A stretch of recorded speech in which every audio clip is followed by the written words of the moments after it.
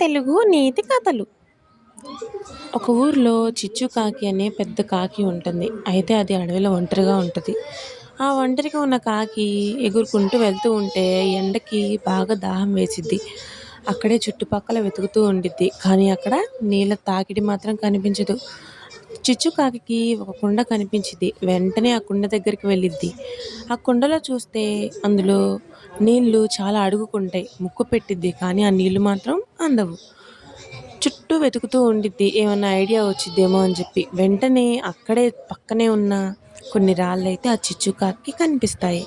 చిచ్చుకాకి వెంటనే ఎగురుకుంటూ ఆ రాళ్ళ దగ్గరికి వెళ్ళి, ఆ రాళ్ళని ఒక్కొక్కటిగా తీసుకొచ్చి తన కుండలో వేసుకుంటుంది.